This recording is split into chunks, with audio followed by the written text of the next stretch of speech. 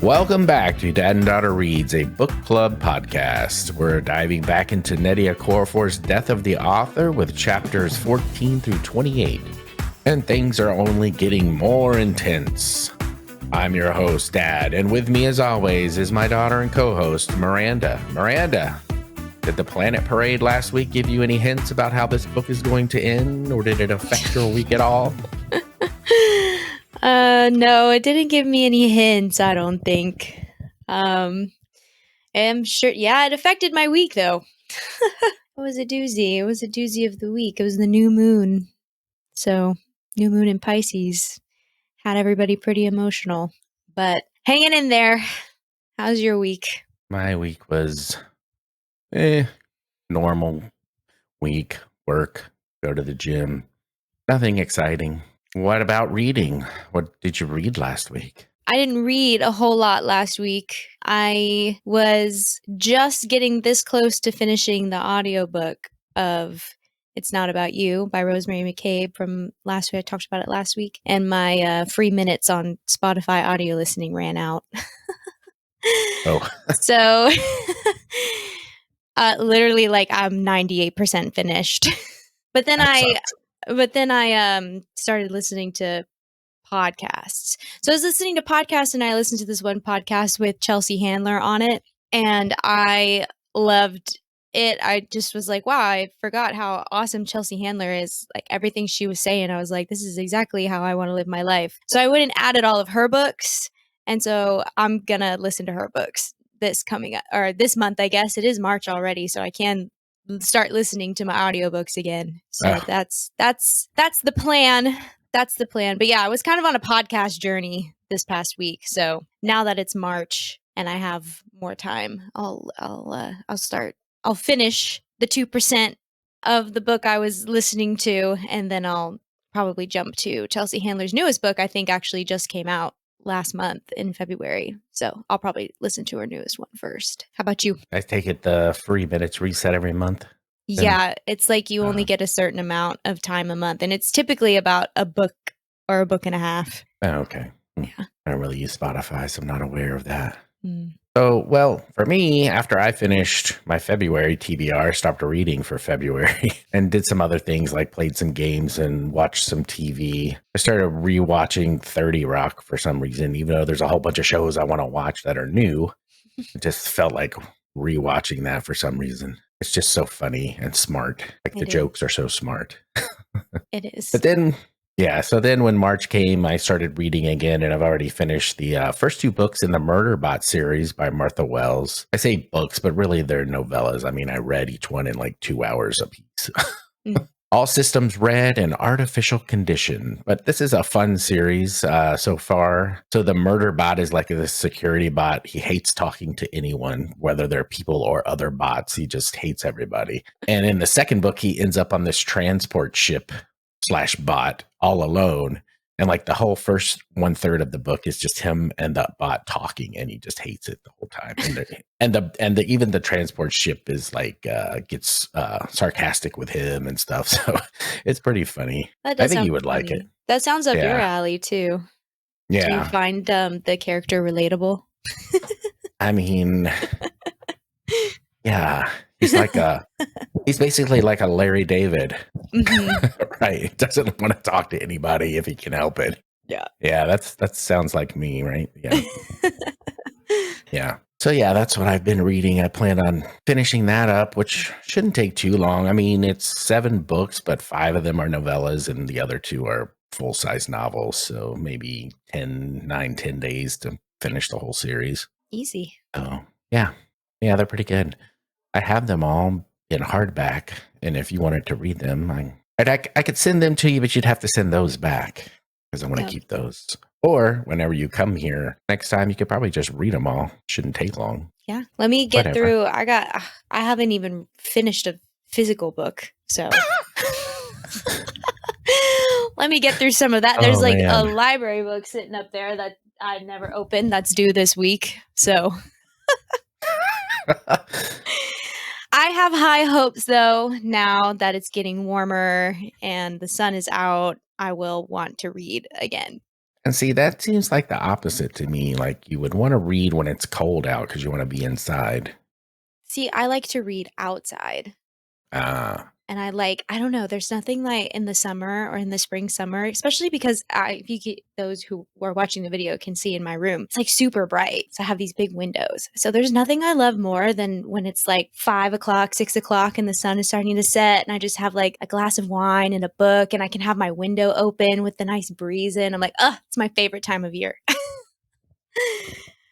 So that's when I feel like, I don't know, that's always that's happened the past 2 years. I like get my big reading kicks in the spring and summer. That's when I read most of the books that I read. okay. That's what I'm hoping will happen here soon. Because even right now, I'm like inspired to read, and I like, and so I guess I have finished physical books because I'm reading the books on the podcast. But that's like my favorite thing to do is when it's just like sunny and nice and breezy outside, just like sit outside with my book and enjoy the nice weather. Because when it's cold, I want to be like snuggled up in my bed and I'm like sleepy, so I don't want to like read because I'm tired and I'm sleepy and like I have And it gets dark seasonal early. depression, and so I just want to like watch TV and not use my brain so much. Gotcha. Yeah. All So right. Well, that's whatever works my for you.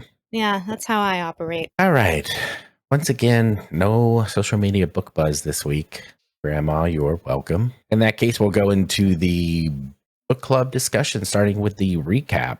All right, let's do it. So to recap, in this book, we have a mix of interviews. We have a story of our main character, Zelu, and excerpts from the novel she has written, Rusted Robots. For Zelu's story in the first 13 chapters, we start out at a family wedding, and it's here Zelu gets the call that she's been fired from her adjunct professor job. It's also here where she meets Mrs. Z, a new friend and lover. She's forced to move back home with her parents, and in her darkest hours, writes Rusted Robots. After about 1.5 years of writing, she finishes the book and sends the book to her agent, and it is almost instantly sold, making her a multimillionaire within a day. Her family, with the ever-high expectations of her, are only mildly enthusiastic, but Rusted Robots becomes an instant success, making Zelu prominent in the public eye. Her novel, Rusted Robots, is about a human-like robot, or Hume, named Ankara, who has news that the world is going to be destroyed. On the way to share this news, the AI robots, sometimes referred to as nobodies or ghosts, received message to destroy all Humes or rusted robots. Ankara is attacked and left for near destruction, but is found by a human, the last one on Earth, Ngozi. Ngozi fixes Ankara by installing an AI named Angele, and they are both less than thrilled about it. Throughout these chapters, we also get interviews from family members, Zelu's older sister Chinyere, her dad, and her younger sister Amarachi, which gives us insight into the family dynamics and how Zelu is perceived to be a bit wild, headstrong, sensitive, and just overall black sheep of the family. All right, so that should catch everybody up, and we can go into chapter 14. So chapter 14 is the story of Zelu falling out of the tree. Which I'm not going to go into all of that, but basically she was playing a game of like tag or whatever, and she decided to climb up the tree to get away, and the tree ended up being eaten out by some kind of beetles or something, and so it was already weak, and then the branches broke and she fell. While she was in the hospital, she met a boy named Tyrone who was also disabled, but not permanently disabled, so he was going to heal. But anyway, he was a drug dealer. And they all get along well. Like all of Zelu's brothers and sisters were coming to the hospital and also talking with Tyrone as well as the rest of her family. And they all get along well, but Tyrone won't bring his friends to the hospital. He says he can be who he is in the hospital, but that's not who he is outside of the hospital. I'm not sure if this is like a take on toxic masculinity and where he can act one way in the hospital, but outside of that, he's a different person. And that's why maybe he didn't want to bring his friends over to see how he acts in the hospital, where he's a little bit, I don't know, toxic masculinity, where he's like with his boys, whatever, acting in a certain way. And he's not acting like that in the hospital. So maybe he doesn't want to bring his friends around. You know what I mean by that? I know you have a different take on it, but. No, I know what you mean by that for sure. And I think that is probably a little bit of it. He's from the other side of the tracks in Chicago, right? Like he's living a completely different life than Zelu is living. He's not living a privileged life. He's out there. He's a young boy drug dealer.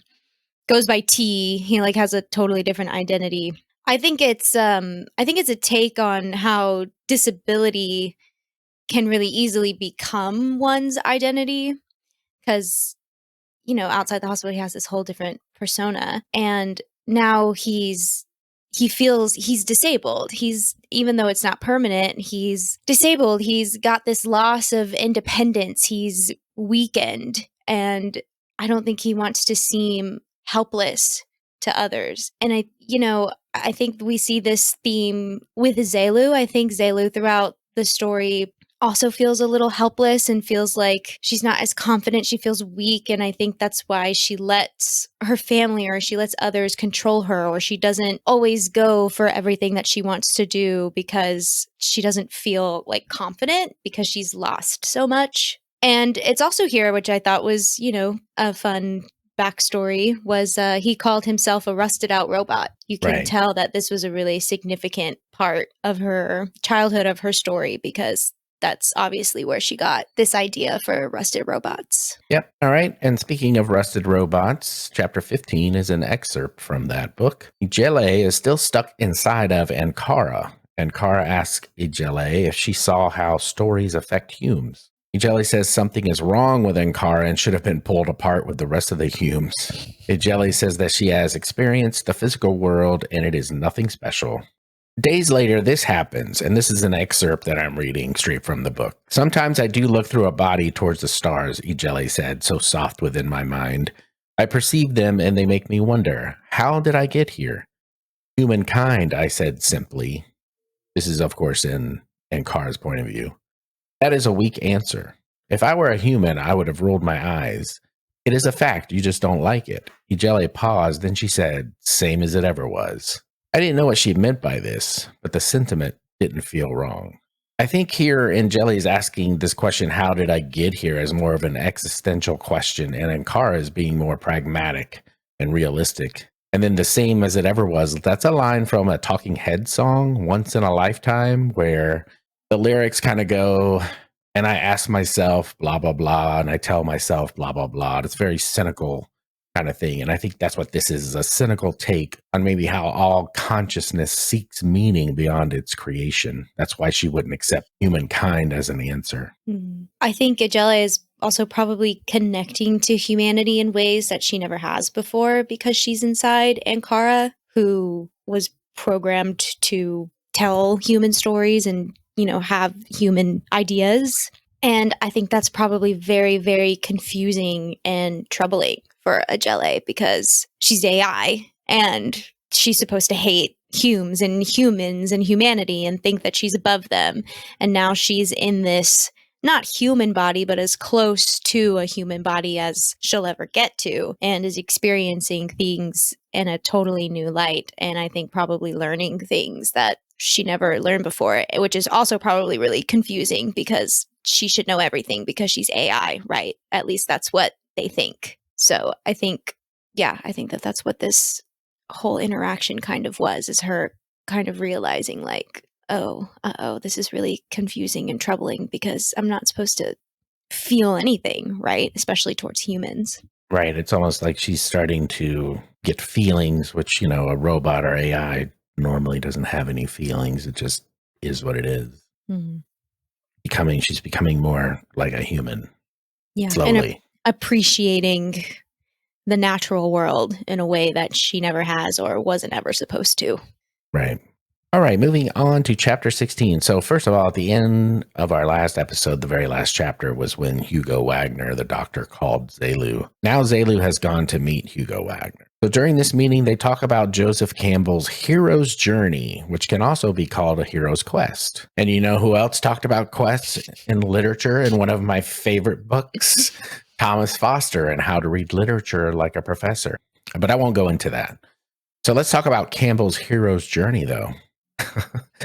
So Campbell breaks down a hero's journey into 17 stages. Now, I'm not going to go into all of them right now, but I may bring them up as we go along. I mean, I think this is like Okorafor just taking this and then just taking all of these stages and just doing them with Zelu. So we're going to see most of them here. So right now we're in stage 1, the call to adventure, which is what she gets from Hugo Wagner, right? Because at one point he says, where's your sense of adventure, right? And then stage 3 is supernatural aid. That is actually Hugo, because he's the one giving her aid here. So I'll give you a link to Campbell's hero's journey in those 17 stages, but we'll talk about them a little more as we go along. Mm-hmm. Yeah, I think it'll be interesting. I think it's interesting that she's kind of taking this long to get into the hero's journey too, because usually the hero's journey starts within the first like 2 or 3 chapters of a book. Like the call to action's pretty quick. So this one starts a little later in the book, but I think it's going to be a little bit different because the title of the book is Death of the Author. So there's this idea that somehow, in some way, whether physically or metaphorically, literally, Zelu is probably going to die. And that's not usually a part of the hero's journey. So I'm kind of feeling this more as like an anti-hero's journey. Okay.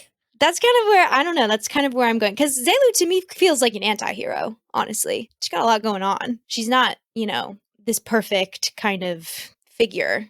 There's a lot of insecurities and there's a lot of things that she does wrong. And I don't know, I think it's not going to be the traditional hero's journey. I think just because I feel like she's an anti-hero. But it's cool to watch her still go through the stages, but to go through them in just a little bit of a darker way, I guess. All right, chapter 17, Zelu tells her family about the Exos. So here's another example of her family not backing her up, not wanting to let her do what she wants to do. And personally, I just don't understand this. Maybe it's a cultural thing.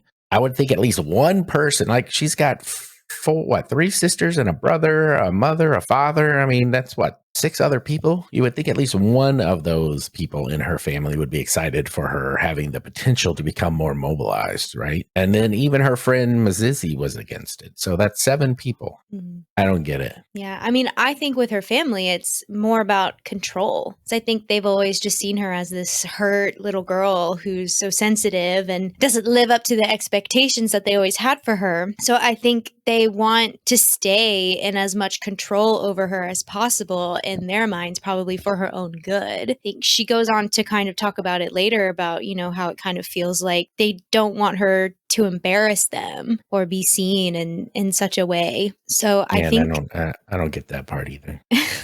I mean, yeah, that's just, I don't know, that's just society, man. But I mean, we'll get to that where she does embarrass them, and I don't really understand that either. Oh, right. Yeah. But I think this is more about, they just really want, and you can tell in the interviews too, they just can't understand. They don't understand her. And the more you don't understand something, just like human psyche, the more you want to control it, right? The more you want to feel like you have control over it. So I think that's kind of what is going on here. I think it's just her family just really doesn't understand her, and they just don't understand why she does the things she does and why she's acting the way she's acting. And so they want to control that. And she's tired of it. She wants to break out of it. And it's been really hard for her to do so because she always has felt like such a victim of her circumstances. And I think this is where we start to see her be like, you know what? Fuck it. No, I'm going to do this, whether you guys want me to or not. Yep. And that's exactly what she does. Chapter 18. Zelu goes to MIT to participate in the program. And here we have several stages of the hero's journey she hits. So this would be the crossing of the first threshold, which is stage 4. We're also going to hit stage 5, the belly of the whale, because she cuts off all contact with everyone else while she's there for like a month or so. And then we also hit stage 7, the meeting with the goddess. And this is where the hero is given an item to help them in the future. And in this case, it's the Exos.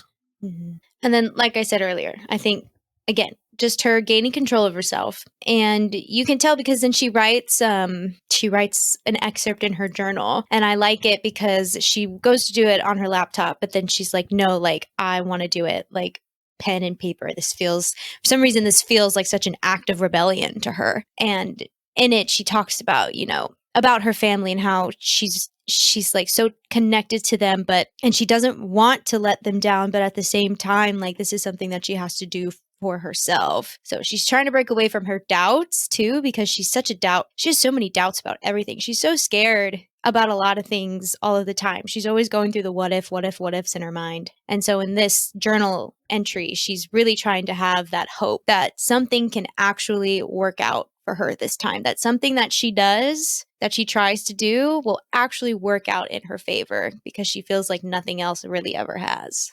All right, chapter 19. Zelu has her first experience with the exos in this chapter. This is basically the road of trials, stage 6. She has to go through this whole thing of putting them on, trying to stand up in them at first, and then eventually standing up for a certain amount of time, and each time trying to break that record, and then actually starting to walk in them. And then on to chapter 20, we have an interview with Hugo.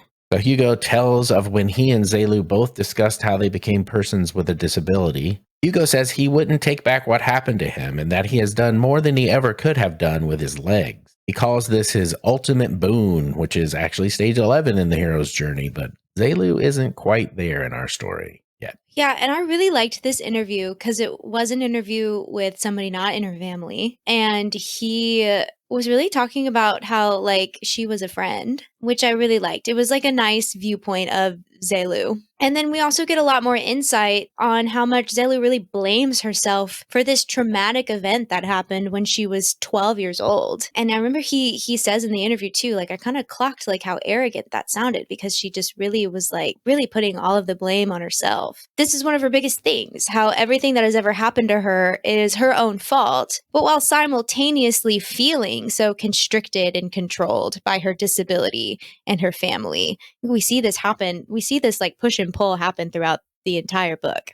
And yeah, I did like that interview a lot better than the ones with her family because it wasn't so harsh on Zelu like the other ones kind of were. Well, I guess the father one wasn't, but the sister ones were.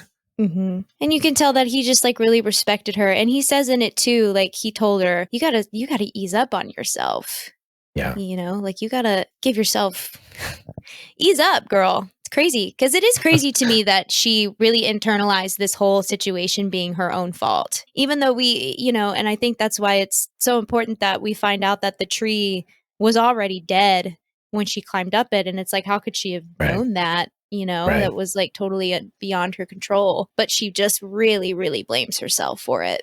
All right. Chapter 21 is another excerpt from Rusted Robots. Ngozi finds a way to release Ijele from Ankara, but the connection can never be broken. 10 days after Ijele first leaves, she comes back to Ankara. Now, it seems Ijele can come and go, but also Ankara can call Ijele back if they wish. Ijele tells Ankara that she knows about the terrible information. Yeah, and Ankara is kind of having a back and forth about this because she knows she should leave, but she's feeling pretty like safe in this place where she's at with Ngozi. And they go through these fears of leaving. Like they play through all these what ifs. What if I go and this happens? What if I leave and this happens? And aren't I supposed to be, I mean, I'm here with the human, isn't it in my programming to like know everything about humans, and making a lot of excuses on why they shouldn't leave. So they stay. And it's like, it feels like they have all of this time to go, but then they don't because they're so worried about what would happen. And when Ijele does come back and is like, I know about this terrible information. And Ankara is like, okay, I mean, do you think I should go? And Ijele's just like, yes. And then leaves. I just see a lot. I mean, it's obvious that you can see a lot of Zelu's insecurities in Ankara, right? Right. So there's a lot of parallel there of this, like this thing that I should be doing, this life that I should be like, I have like a hero's journey. I have this quest. I have this call to action that I need to be doing, but I'm not doing it because I'm scared. Right. So it's almost like we're in it. Ankara is in stage 2, refusal of the call. Right. Yeah. And you can see the similarities between Ankara and Zelu there, because I think you mentioned from chapter 20, Zelu was like asking, what if this would have happened? What if I wouldn't have done this? It's kind of the same thing here with Ankara. And then there's more instances of that later on too. All right, chapter 22, Zelu has finished her trials and now she is tempted. And that temptation comes in the form of deciding to walk through the airport using her exos to catch her flight home. This is stage 8. Someone records her walking with the exos and posts it on social media. This someone actually has a blog and is a big fan of hers and has like 1 million people that follow her blog. So it's out there. She gets home to her parents' house and her entire family is there waiting on her to once again give her the business. And this is stage 9, atonement with the father/abyss. In this step, the hero must confront and be initiated by whatever holds the ultimate power in their life. And as we all know, it's Zelu's family that holds all the power in her life. Mm-hmm. And at the end of the chapter, she decides she needs to move out on her own. I'm not sure if this is stage 10 apotheosis or not yet. Maybe she hasn't reached this stage quite yet. Maybe we'll find out when she does later on. Yeah. And this is what you were confused about, right? Like, why are they so embarrassed about her walking? Because they were embarrassed about her using those out in public. Well, what the hell did she do it for? She did it so she can freaking move around. So, and you're just embarrassed because... They didn't want her to do it in the first place. True, but I mean, it's not embarrassing, I don't think. It's kind of a harsh word. Well, yeah, no, and it shouldn't be embarrassing. But again, I think they find it embarrassing because they've lost control of her. Right. And this is like, now the whole world knows that they've lost control of her, even though nobody cares about them. But in their brain, in their head, they're like, oh my God, like now everybody knows that we don't have any control over our own family, over our own daughter. And that is probably a huge cultural thing as well. Although, I was about to say, yeah, I think that's cultural because now the other Nigerian Americans are going to say, hey, don't you have control over your family there, secret? Right. Well, yeah. I mean, they're probably in their, in their inner circles. Sure. They're going to be like, what's going on with why would you let your daughter do that? Like, what are you trying to do? Like, and I think that's probably cultural, but I mean, I don't know. I see that kind of crap happening, like, and not just, I mean, I see that going on in just like our society in general. I feel like I have a lot of friends who feel like they can't do things, even though they're grown adults with their own money, that they can't do certain things or be a certain way because their families would be mad at them for it. Right.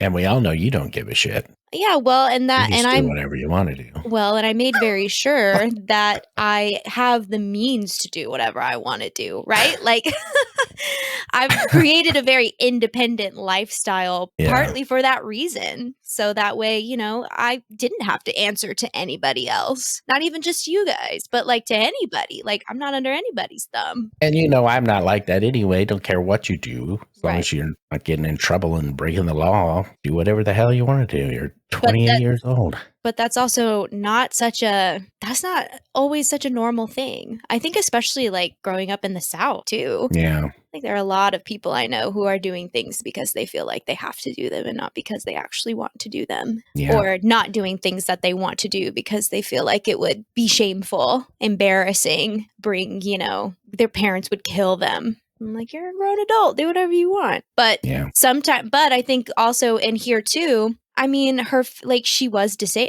she is disabled. Her family kind of did have control for a long time. They had to nurse her back to health. I mean, she's been having to rely on her family. So it is kind of hard for her to just be like, fuck you guys, because she had to rely on them for so long because she's disabled and she was disabled as a child. They did have to, in a way, be controlling because of that. So I think that's where we're at, is it's like they want to feel like they have this control over her. She's already like a black sheep of the family. She's already kind of crazy and wild and out there, and she's disabled. And now we've lost our grip on her. And she's trying to be okay with that, because I think that's also really hard for her to not feel controlled by her family. Yeah, I guess that makes a little more sense. There's a little bit different circumstances, I guess.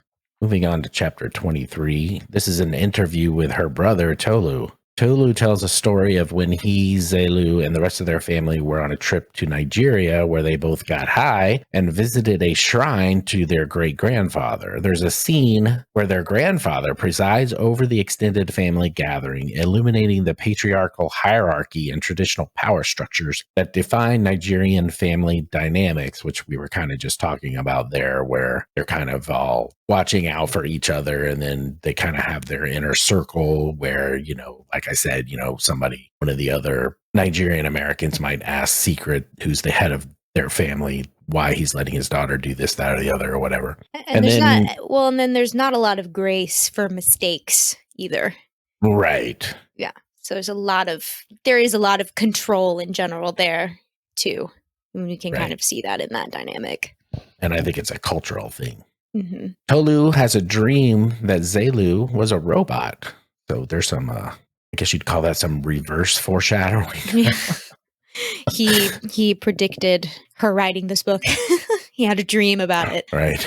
Or the exo she's wearing because she's more like a robot, I guess, kind of. Right, yeah. But then he also goes on to say, too, he's like, but obviously she's not a robot. She's always been human and has felt things so deeply and has done everything that she's wanted to do. So I thought that was kind of interesting. It's interesting, these family interviews, because they'll say all of these like, ugh, Zelu, this, that, and the other. But then they're like, ugh, but she was just so human and she was so sensitive, and I should have kind of recognized that and been okay with that. So I think there's this idea of, again, just kind of another touch on being human and humanity and what it means to be human and feeling and accepting that. Because maybe this family also they just do have such this idea of like, no, you should be doing this, and this, and working in these specific jobs. And even though she's so successful, she's like a multimillionaire. They're like, yeah, but you shouldn't be a multimillionaire as an artist, as a writer, because there's this disconnect between humanity with them. I don't get it. Anyway, it's cultural and it's got to be something that I don't understand. Chapter 24, back to Rusted Robots. Ngozi dies and Ijele comes to Ankara in another body. Ankara calls it a shell. Finally, Ijele says, this is sad, and Ankara agrees. Ijele wants to make a bond with Ankara, but they will always be loyal to one another. So this is a strange thing, being robot and AI showing feelings of emotion, becoming more human-like, which I mentioned earlier. And Ankara then has a vision of Ngozi after Ijele has left. Ankara lays down to power down for the night or whatever to recharge. And this vision of Ngozi comes and tells Ankara to leave this place and that they need to go and save the earth. Yeah, so Ijele, like, coming back and saying we need to make this bond that we're going to be loyal to each other. And I know Ankara's like, well, we already did that because one of us can destroy each other very easily. And Ijele's very like adamant of like, no, it can't be like a forced one. It has to be one that we agree to. You have to like make this decision on your own. And so I'm kind of wondering, like, what does Ijele know is about to happen? I feel like she knows something that she's not telling Ankara because she's, on the AI side. So I kind of was like, oh, something's about to go down. So she's trying to make sure that like, hey, whatever happens, we've got to trust each other in this, is kind of what that felt like to me. I didn't pick up that vibe, but I can see that. Yeah. Because why else would she come back and say something like that? I feel like she's got to know something's about it. She's like an oracle, right? I don't know. I feel like she knows something. I feel like she knows something might happen, and that she's like, we're gonna have to trust each other, and you have to decide that on your own. Like, I need you to trust me on your own, not just because I can destroy you. Because she is a higher up AI, like you said, she's an oracle, which we didn't really touch on. But there's like a central figure, and she talks to that. Like this, there's this central AI figure, I guess, and she's kind of close to that central AI figure. So she's kind of a higher up ghost. So that's what I was getting from that. And then the Ngozi dream was really crazy too. And I like the language that she used. She was like, I'm dead. I'm free. Like, you have to go, like, lose this attachment to me because I'm gone. Like, you need to go do what needs to be done. Go save the earth. This is like a big, like, wake up call. Yeah, and at the end of the chapter, Ankara says something similar to, I don't know if I believed in spirits, but I do believe in ghosts. And is Ankara talking about Ngozi's ghost there, or is Ankara talking about Ijele? Because she is also a ghost. Right. Yeah. I don't know. Yeah, the probably specific use of the word ghost there. Yeah, that's what it seems to be like. Yeah. Or it's a red herring. Who knows? Chapter 25. Zelu moves into a new condo facing Lake Michigan. Mzizi moves in with her. She gets a message from her agent that contains a trailer for the movie adaptation of her book. The movie has changed the name of Ankara and Ijele to Yankee and Dot. Oh, that made me so mad. I was like, you're a fucking course. I mean, I could see that. I knew this was coming because that kind of crap always happens with adaptations, right? Oh, the whitewashing, the American washing. Yeah, exactly. And especially with Zelu not taking part with, she didn't have anything to do with the movie. So without her, being there, they're just going to do whatever the hell they want with it. Mm-hmm. So she ends up going to another family night, and the trailer for her movie is on the TV, and no one in her family gives a crap.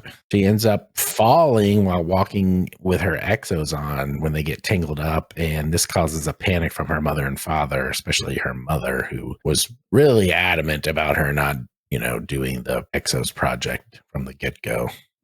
Yeah. And it's just so, I mean, that kind of felt telling to me too, because even before she goes over there, she's like, I haven't really talked to my family. None of them call me. None of them come over. None of them see me. But she still makes an effort to go to these Saturday night gatherings where like nobody's asking her questions or even paying any attention to her. But then, of course, as soon as the exos, she just one little blip, one little mess up, and she falls. And it is, I mean, it's an intense fall. But she even says like she just rounded the corner too fast, which feels like, yeah, it's going to happen every now and then. You've only been walking for like a year now, but it's such a shameful I've been walking thing. for 53 years and I bump my fucking toes into every damn wall in this house. Right, but it's such a shameful thing. And then it's then that she gets the attention from her parents. And then it's like, oh, we knew her mom is like, I knew it, you shouldn't be on these. Like, I've said it for months, they're dangerous. Yeah, and like that's funny thing. because her trailer for her movie comes on, nobody says anything, nobody cares. This is something that she made that has made her millions of dollars. And then just because she falls, then everybody's in an uproar. Yeah, it's like this huge accomplishment. Any huge accomplishment that she makes never matters. It's always the one tiny slip up that she does. That's when she gets the attention, which is so sad. Because it's the same thing when she sold the book and she was smoking weed. It's like nobody cared about her selling a book. They all cared about her smoking weed. Right. So it's like she can't do any. And so this is what she's been taught. This is like a childhood wound that she has. It's like she can't do anything right. Because even when she does do something right, it doesn't matter because she did something wrong. That's going to be, way worse than whatever good thing that she did. So that was a big one for me there. Chapter 26, Zelu goes to LA for the premiere of her movie, and she hates it. Yeah, I knew she was going to hate it. I was like, she's going to have something to say. This is not going to go well. Right. They change not only the names of the characters, but also the setting is now in the U.S. instead of Nigeria. The audience, however, seems to love it. And when she's leaving, she is confronted by the richest man on the planet, Jack Preston. And this seems like some kind of amalgamation of Elon Musk and Jeff Bezos to me. It's also kind of weird that it would be someone like that confronting her. I don't know. I just found that kind of weird. It kind of took me out of my suspension of disbelief too, because it just seems weird that someone like that would come up to her right after the movie. I don't know. Also be at the movie. So I'm wondering if he comes back in some sort of way or like there's some significance to him, because I agree with you. It was very random. Yeah. And that's why I say it's an amalgamation of Elon Musk and Jeff Bezos, because she said that Jack Preston owns like the biggest corporation in America, which to me is like Amazon. So that's Jeff Bezos. And then the guy just acts all fucking goofy. And that's definitely Elon Musk because he's a goddamn goofball. Well, she says he's like sending people to Mars too. Right. Yeah. Yeah. So, yeah. It's got like a space program, which is why she's kind of like, Bezos has a space program too. So they both do. That's right. They do. They both do, don't they? But that's what she's kind of like, because, she's so interested in space and stuff. So it's that it was that idea of like, whoa, like any other day I would have been like, but today I'm like, fuck you and this movie. Yeah, so hopefully something happens with this guy later on too. Otherwise, I don't really understand why it was someone like that and not say just some kind of maybe big shot reporter. Yeah. Yeah. But she tells him out loud that she hates the movie. Right. So, yeah. But we do get a big shot reporter here coming up in the next chapter. Mm-hmm. Chapter 27, Zelu's agent sets up an interview for her with Amanda Parker, who's this big shot reporter, and she ends up ambushing her on her program. And to me, Amanda Parker is almost like someone like Laura Ingraham, except maybe a little more, I guess Laura Ingraham is a little more political based than entertainment based, but still, just what she reminded me of. During the interview, Parker says authorial intent can't be ignored, though. There may be some who interpret this book as you rejecting the identity of a person with disabilities. She says you're even wearing a dress that covers your leg tech. Why do that? Why not let the world see? You've used the privilege of your monetary success to explore inaccessible technology that obscures this truth. And Zelu ends up blowing up, and she says she's no one's robot, and tells Amanda that she needs to reread her book and that it's better than the movie. And then she's canceled online. Yeah, which I knew it was going to happen. Like, I knew that was going to happen. But it's so sad because it's like, I don't know. I think it's such a terrible line of questioning because she is a disabled person. And I feel like it's so naive to think that like somebody wouldn't, if they had the means to make them less disabled or help them in some way, they would do it. Right. It could just get, it all really sucks. And then she gets canceled so fast. But and I guess would other disabled people be mad at her because of that? I don't know. I find that hard to believe. Yeah, that's where I was kind of like, I wonder if they're going to touch on that, because I also just feel like diehard fans of the book would also be very upset about the movie changes. I would be. Right. Yeah. If I was a diehard fan of this book, especially if the book was connected to my culture in some way, and then they go and whitewash it and Americanize it, I'd be pissed. Right. And then as a disabled person to hear those things, I'd be like, yeah, but I am nobody's robot. Like, she can do whatever she wants. It is her life. And it's like this thing that she's doing, they call it inaccessible technology, but it's like they're making it, she did part of the study to make it more accessible, because it doesn't get accessible if you don't keep going through trial and error with it. Yeah, you got to have people to test it and continue on with it so that eventually it catches on with more people, and that's how things become cheaper. So in reality, she's really doing it a service. So it's just, it's just how in, media, how the media can twist things so fast and turn somebody into a villain so fast in that way, and how hive mindset. Yeah, and then once it hits online, everybody's just going to pile on, which we talked about how that crap happens in my big diatribe a couple weeks ago. Right. Yeah, so I'm hoping that like this initial, because also I don't think that the movie has like come out to main audiences yet at this point. It was just the premiere. Right. That was just the premiere, yeah. I wonder like what's going to happen if it's touched on, because we don't know yet if it's touched on. Like, people, diehard fans do watch the movie and they are like, wait a minute. And then there's going to be this huge discourse, this back and forth of like people being on her side and people not being on her side and all this stuff. Right. So it'll be interesting to see how that plays out. But I called her getting canceled in the beginning. I was like, she's going to get canceled at some point. Mazizi was with her at the premiere, and in chapter 28, he takes her to a friend's place out in the Californian desert, and there she meets Marlo and Wind.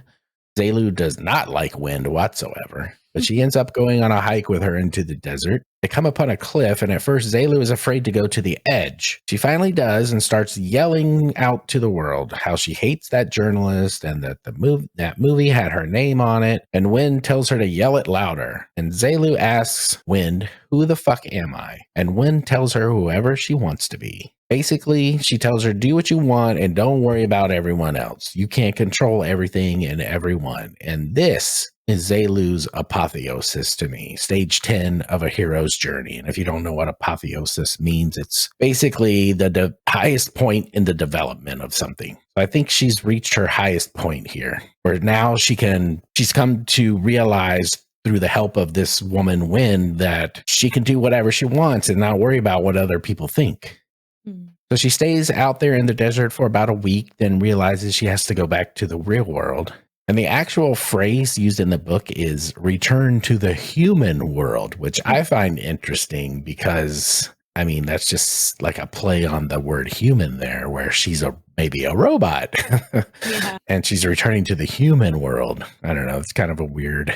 Most people would just say return to the normal world or something like that. But to put the word human in there just kind of made me think, something's up with that. Yeah, well, this again, I feel like there's this whole theme throughout the book of losing your connection to humanity and gaining back your connection to humanity, and like this disconnect between what it means to be human and what it means to rely on technology. So I think it's just her kind of trying to reconnect back with herself by getting back into the human world, maybe like the real world. Because again, she's going on this hike.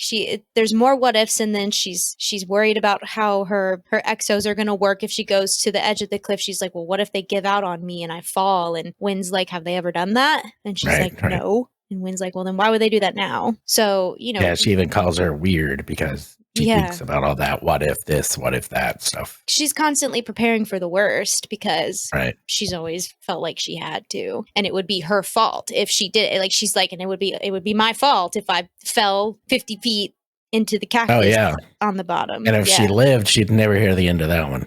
Right. Exactly. From her family, right?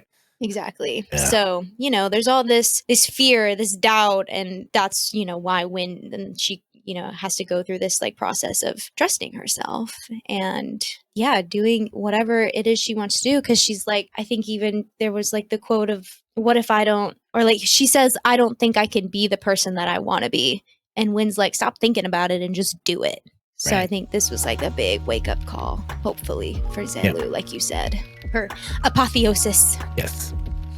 Stage 10 of the hero's journey. That wraps up our discussion of Death of the Author, chapters 14 through 28. Next time, we'll be diving into chapters 29 through 38, so be sure to read along as we continue breaking it all down. We also want to give you a heads up. In 2 weeks, we'll be starting Water Moon, so make sure to grab a copy and get ready for our next book club pick. As always, we'd love to hear your thoughts. Join the conversation on TikTok, Instagram, Blue Sky, or Discord. Links are in the show notes. What stood out to you? What are your predictions? Let's discuss. Our intro music is Upbeat Funk, performed by Mikhail Smusev, and our outro music is Lo-Fi Chill, medium version, performed by Bodan Kuzmin. You can find both tracks on pixabay.com. Thanks for joining us, family, and we'll see you next week.